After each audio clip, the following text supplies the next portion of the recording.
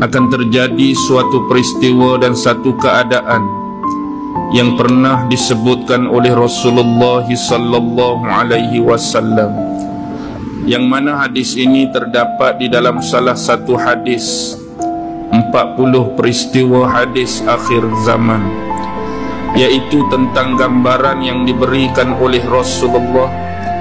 Suatu masa akan datang berpusu-pusu bangsa-bangsa yang akan mengerumuni umat Islam sebagaimana layaknya pemakan-pemakan yang akan mengerumuni talam-talam makanan.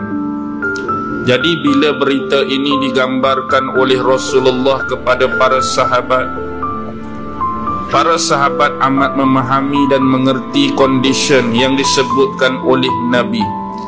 Bagaimana rakusnya, bagaimana liarnya, bagaimana bernafsunya musuh-musuh Islam ini akan datang mengelilingi dan mengerumuni umat Islam untuk dihancurkan dan dimusnahkan.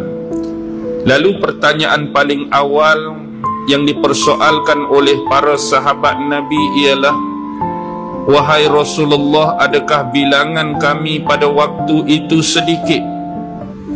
Nampak berkerumun, nampak ramainya musuh Islam nak hancurkan kita ni, adakah kerana bilangan kita, jumlah kita masa tu sikit?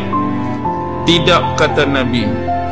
Jumlah umat Islam pada waktu tu banyak, tetapi sifat umat Islam pada waktu dan masa tersebut tidak ubah seperti buih-buih di lautan.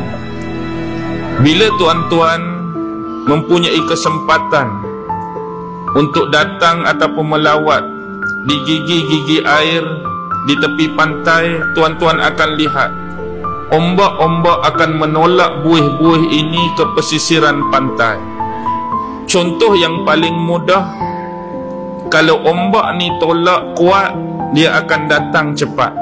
Kalau ombak ni tolak lambat, dia pun akan sampai lambat. Kalau ombak ni beralun ke kiri, dia akan pi ke kiri. Kalau ombak ni beralun ke kanan, dia akan pi ke kanan. Kalau ombak ni tarik balik dia sampai masuk ke laut pun, dia akan tertarik sekali. Maksudnya apa, tuan-tuan? Gambaran ini untuk diberi penjelasan bahawa umat Islam yang ramai pada waktu tersebut sudah tidak mempunyai pendirian dan kita sebut apa ni? Pegangan yang kemah dan kejap. Maksudnya orang boleh bawa pi belah kiri, orang boleh bawa pi belah kanan, orang boleh tonyoh ke belakang, orang boleh tolak ke depan.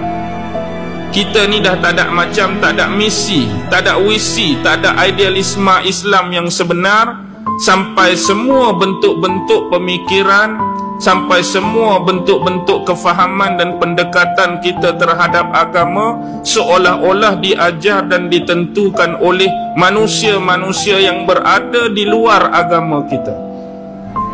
Dan salah satu lagi yang Nabi sebut di penghujung hadis ni, kerana umat Islam pada waktu tersebut akan tertimpa dengan satu penyakit. Apa nama penyakit tersebut, tuan-tuan? Al-Wahan. Al-Wahan dalam bahasa Arab dari segi bahasa ialah lembek, lemah, tak ada kekuatan. Tapi dari sudut pemaknaan yang sebenar, apa yang disebutkan oleh Nabi dengan Al-Wahan?